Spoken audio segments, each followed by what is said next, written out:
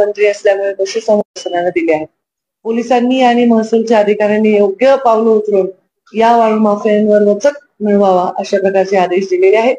कोणीही चुकीच्या पद्धतीचे कुठलेही पत्र किंवा अपेक्षा करू नये. पूर्ण राज्यभरातून लोक येतात की जालन्यामध्ये हे काम करा, जालन्यामध्ये ते काम करा. तसं होणार नाही. जे जालन्याच्या जिल्ह्याला आवश्यक आहे तेच काम होईल. कुठल्याही प्रकारचं जे ई टेंडरिंग व्हावं, व्यवस्थित निर्णय व्हावे आणि फेअर काम व्हावं. कोणा अधिकाऱ्याची एकही तक्रार माझ्यापर्यंत प्राप्त झाली ज्याची दखल घेता येईल अशी, ज्याच्यामध्ये कुठेही आपल्याला 1 रुपयाचा जरी अपहार किंवा भ्रष्टाचार आढळला तर त्या व्यक्तीला काहीही त्याची गय केली जाणार नाही असं देखील मी मीटिंग मध्ये आवर्जून सांगितलेलं आहे. अनेक विषयांवर आम्ही चर्चा केली. आता सगळे विषय मांडले तर परत 3 तास लागतील. आणि आता पुण्यश्लोक अहिल्यादेवी होळकरांचा 3 शताब्दी वर्ष जयंती आहे आणि त्यानिमित्ताने इथे पण फार मोठं अहिल्यादेवींचं स्मारक होत आहे आणि त्या स्मारकालाही मी इथून नंतर भेट देणार आहे आणि त्याला सुद्धा आवश्यक तेवढा निधी देण्याच्या संदर्भामध्ये आम्ही त्यांना तसा शब्द दिलेला आहे.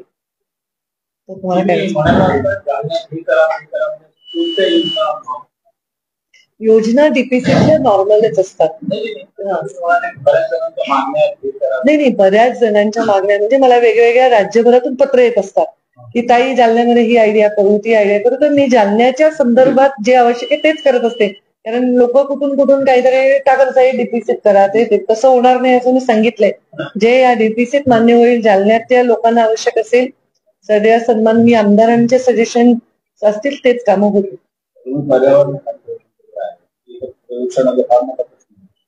पूर्ण प्रदूषणाने वेढलेलं शहर आहे. तसं तर प्रदूषण लोखंड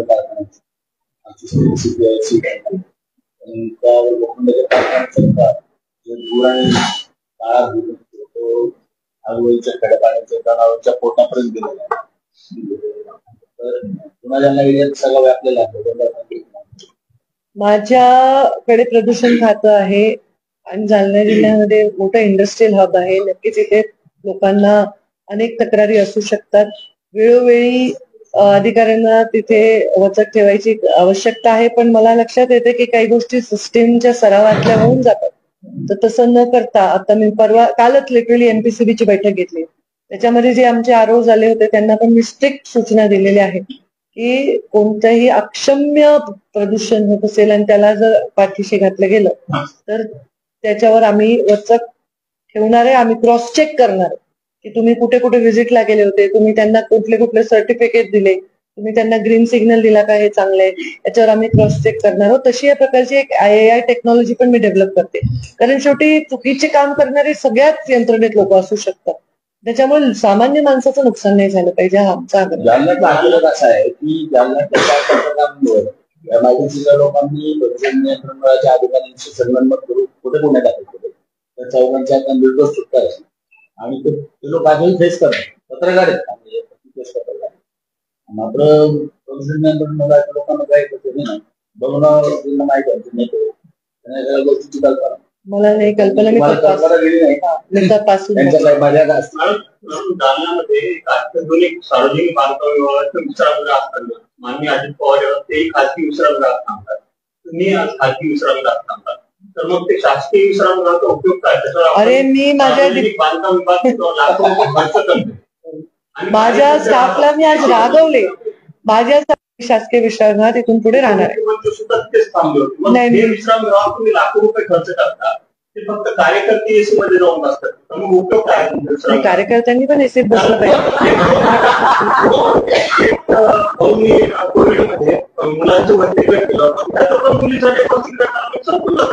नाही, मी ऍक्च्युली एकदा फक्त सकाळी झेंडा वंदनाच्या वेळी मुक्काम केला.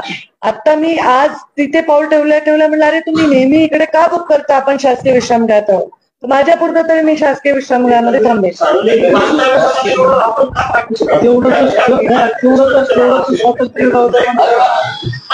तेवढं तर स्वातंत्र्य राहू द्या, तुम्हाला अडचण होऊ नये मी त्या तिकडे थांबलो. नाही, तुम्हाला थांबायला ते लागतं ना. माझ्या तुमचा प्रश्न जो थेट आहे तोच मी घेईन. आता आतला अंतर्गत प्रश्न मला माहिती नाही. माझ्या पुरतं मी सांगते, मी थांबलेच नाही, मी गेले आणि निघाले. आणि मी म्हणले माझ्या माझ्या प्रियंका की आपण नेहमी इकडे, त्यांच्या डोक्यात असं बसलं काही पहिल्या दिवशी इथे आल्या आणि नंतर इथेच आहे. फक्त आचारसंहिता वगैरे असेल तर आम्हाला थांबता येत नाही म्हणून तिथे थांबू, आणि मी एरवी इथेच थांबू.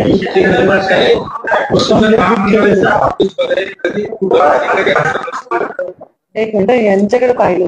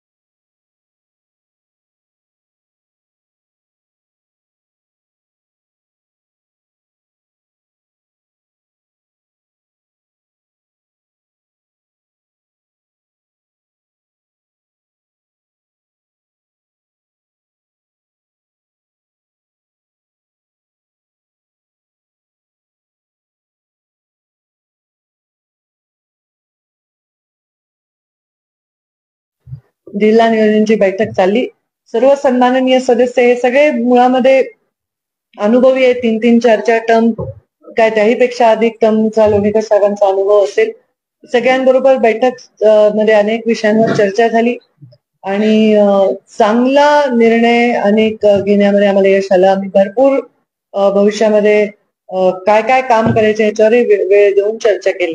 इथे नुकत्याच झालेल्या एका अनुदानाच्या भ्रष्टाचाराच्या विषयावर लोणीकर साहेबांनी त्याच्यावर ऑलरेडी आवाज उठवला होता आणि त्यावरही चर्चा झाली. मागच्याही डीपीसी चर्चा झाली होती. मी तेव्हा आदेशितही केलं होतं यंत्रणांना की तात्काळ त्याच्यावर कारवाई करावी. सद्य स्थितीला फक्त तलाठी पण असा दिलासा मिळणार नाही हे मला या निमित्ताने स्पष्ट करायचं आहे. कोणालाही त्याच्यामध्ये रिलीफ मिळणार नाही. ज्यांनी त्याच्यामध्ये भाग घेतलेला आहे, ज्याचा त्याच्यामध्ये समावेश आहे, त्या सगळ्यांना मग ते कोणत्याही लेवलचे अधिकारी असो त्यांच्यावर कारवाई होईल अशा प्रकारचं सूचनाही मी दिल्यात आणि त्याची प्रोसिजर सुद्धा कलेक्टर करत आहेत. त्याचबरोबर आज सकाळी एसटीनी पण एक विनंती केली होती की त्यांना आम्ही मागच्या डीपीसीतनं 1,82,00,000 वाहनं दिली आणि त्या वाहनांचं सुद्धा आज आम्ही लोकार्पण केलं. तर चांगल्या काही योजना त्या माध्यमातून राबवायचं, काही चांगली पथक राबवायचं असं मी तिथे डिक्लेअर केले. त्याच्यावरही डीपीसी मध्ये खर्च करण्यात येईल. काही नाविन्यपूर्ण योजना करण्यात येतील. मी पर्यावरण मंत्री असल्यामुळे, पशुसंवर्धन असल्यामुळे त्याच्याशी काही निगडीत योजना आम्ही या भागामध्ये जाहीर करणार आहोत. तसेच इथे खूप लोकांची मागणी होती की सगळ्या शाळांना स्वतःचे स्वच्छतागृह असावे. म्हणजे स्वच्छतागृह करण्यासाठी मी आमदारांना आवाहन केलं की 20% स्वतःचा निधी जर तुम्ही दिला तर माझाही आमदार फंडातला 20% मी स्वच्छतागृहांसाठी देईन आणि डीपीसीतनं देऊन आपण एक तालुक्याच्या शाळांना तरी पहिल्यांदा आपण कव्हर करू, जेणेकरून विद्यार्थ्यांची कुचंबणा आपण टाळू शकू. पोलीस पाटलांच्या भरतीचा विषय सन्माननीय नारायण यांनी मांडला. तर त्याच्या संदर्भात सुद्धा 1 महिन्यामध्ये नोटिफिकेशनच्या संदर्भातली कारवाई करण्याच्या संदर्भातल्या सूचना या मी कलेक्टरांनाही दिलेल्या आहेत. डीपीसी मध्ये तशी मी त्यांना आदेश सगळ्यांना दिले, तर ते नक्कीच ते करतील याचा मला विश्वास आहे. याचबरोबर वाळू माफियाचा प्रश्न इथे प्रचंड दरवेळी चर्चेला येतो आणि त्याबद्दल कारवाई करण्यासंदर्भातल्या सूचना दिल्यात. आता कारवाईमध्ये मी पाहिलं की जवळपास 17 कोटीची रक्कम 17 कोटीचं माझ्याकडनं चुकलं नाही ना आकडा मोजायला, 17 कोटीची रक्कम जप्त करण्यात आलेली आहे आणि 5 ब्रास ही वाळू घरकुलास देण्याचा निर्णय तर शासनाने आता घेतलाच आहे. पण मागच्याच डीपीसी मध्ये आपण ही जप्त केलेली वाळू घरकुलासाठी देण्याच्या संदर्भामधले आदेश सुद्धा प्रशासनाने दिले आहेत. पोलिसांनी आणि महसूलच्या अधिकाऱ्यांनी योग्य पावलं उचलून या वाळू माफियांवर वचक मिळवावा अशा प्रकारचे आदेश दिलेले आहेत. कोणीही चुकीच्या पद्धतीचे कुठलेही पत्र किंवा अपेक्षा करू नये. पूर्ण राज्यभरातून लोक येतात की जालन्यामध्ये हे काम करा, जालन्यामध्ये ते काम करा. तसं होणार नाही. जे जालन्याच्या जिल्ह्याला आवश्यक आहे तेच काम होईल. कुठल्याही प्रकारचं जे ई टेंडरिंग व्हावं, व्यवस्थित निर्णय व्हावे आणि फेअर काम व्हावं. कोणा अधिकाऱ्याची एकही तक्रार माझ्यापर्यंत प्राप्त झाली ज्याची दखल घेता येईल अशी, ज्याच्यामध्ये कुठेही आपल्याला 1 रुपयाचा जरी अपहार किंवा भ्रष्टाचार आढळला तर त्या व्यक्तीला काहीही त्याची गय केली जाणार नाही असं देखील मी मीटिंग मध्ये आवर्जून सांगितलेलं आहे. अनेक विषयांवर आम्ही चर्चा केली. आता सगळे विषय मांडले तर परत 3 तास लागतील. आणि आता पुण्यश्लोक अहिल्यादेवी होळकरांचा 300 वर्ष जयंती आहे आणि त्यानिमित्ताने इथे पण फार मोठं अहिल्यादेवींचं स्मारक होत आहे आणि त्या स्मारकालाही मी इथून नंतर भेट देणार आहे आणि त्याला सुद्धा आवश्यक तेवढा निधी देण्याच्या संदर्भामध्ये आम्ही त्यांना तसा शब्द दिलेला आहे.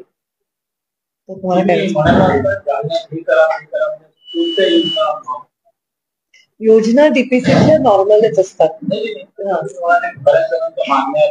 नाही, बऱ्याच जणांच्या मागण्या म्हणजे मला वेगवेगळ्या राज्यभरातून पत्र येत असतात की ताई जालन्यामध्ये ही आयडिया करू, ती आयडिया करू. तर मी जालन्याच्या संदर्भात जे आवश्यक आहे तेच करत असते. कारण लोक कुठून काहीतरी टाकत आहे डीपीसीत करा, ते तसं होणार नाही असं मी सांगितलंय. जे या डीपीसीत मान्य होईल, जालन्याच्या लोकांना आवश्यक असेल, सगळ्या सन्माननीय आमदारांचे सजेशन असतील तेच कामं होतील.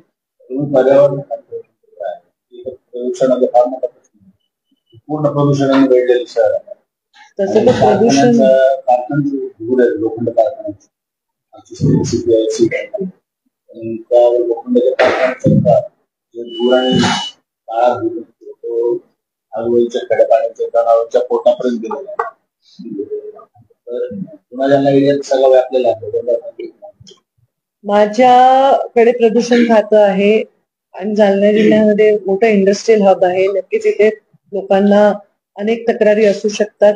वेळोवेळी अधिकाऱ्यांना तिथे वचक ठेवायची आवश्यकता आहे, पण मला लक्षात येते की काही गोष्टी सिस्टीमच्या सरावातल्या होऊन जातात.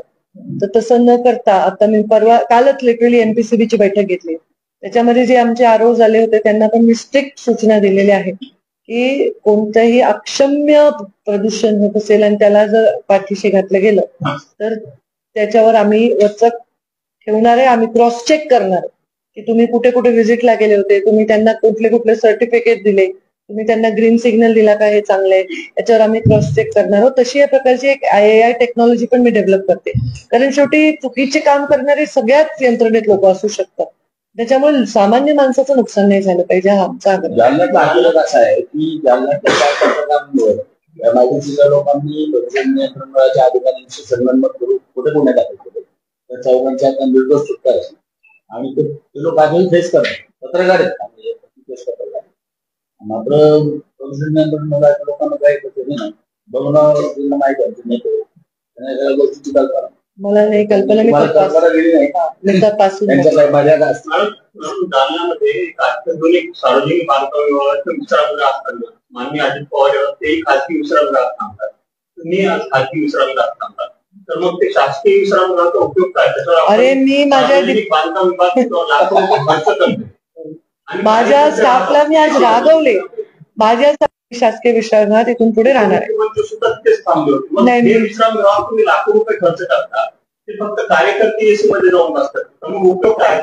कार्यकर्त्यांनी पण एसीत बसलं पाहिजे.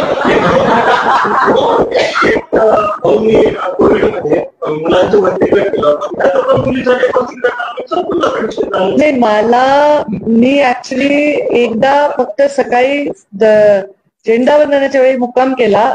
आता मी आज तिथे पाऊल ठेवल्या म्हणलं अरे तुम्ही नेहमी इकडे का बुक करता, आपण शासकीय विश्रामगृहात आहोत, माझ्या पुरतं तरी मी शासकीय विश्रामगृहामध्ये थांबेल.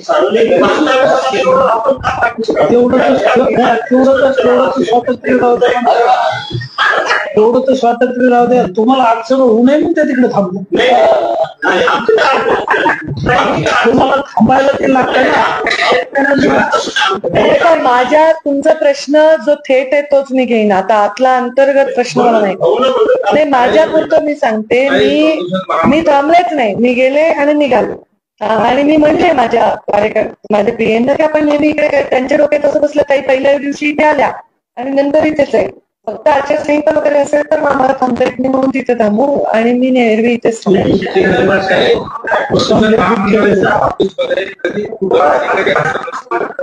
एक मिनिट यांच्याकडे पाहिलं.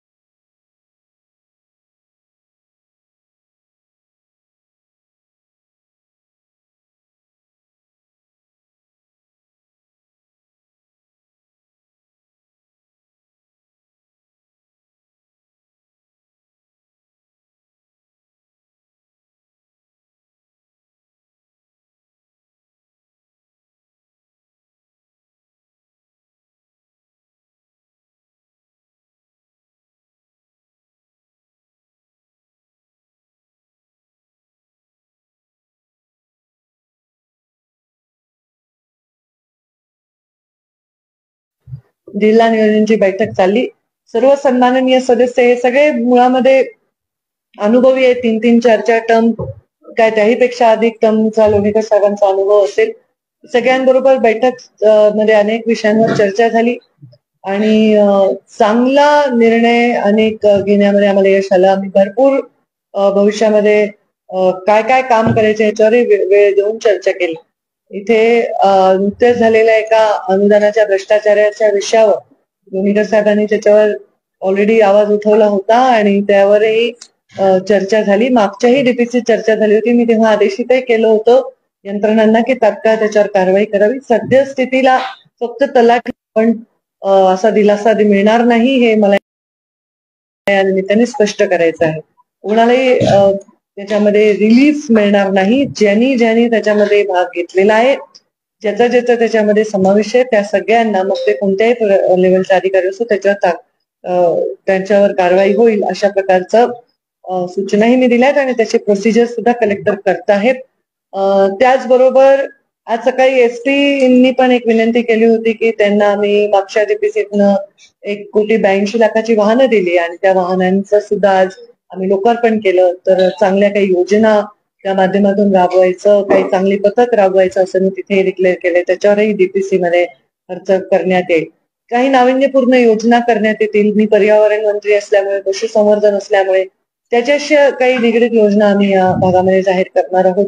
तसेच इथे खूप लोकांची मागणी होती की सगळ्या शाळांना स्वतःचे स्वच्छतागृह असावे. म्हणजे स्वच्छतागृह करण्यासाठी मी आमदारांना आवाहन केलं की 20% स्वतःचा निधी जर तुम्ही दिला तर माझाही आमदार फंडातला 20% मी स्वच्छतागृहांसाठी देईन आणि डीपीसीतनं देऊन आपण एक तालुक्याच्या शाळांना तरी पहिल्यांदा आपण कव्हर करू, जेणेकरून विद्यार्थ्यांची कुटुंबणा आपण टाळू शकू. पोलीस पाटलांच्या भरतीचा विषय सन्माननीय नारायण यांनी मांडला.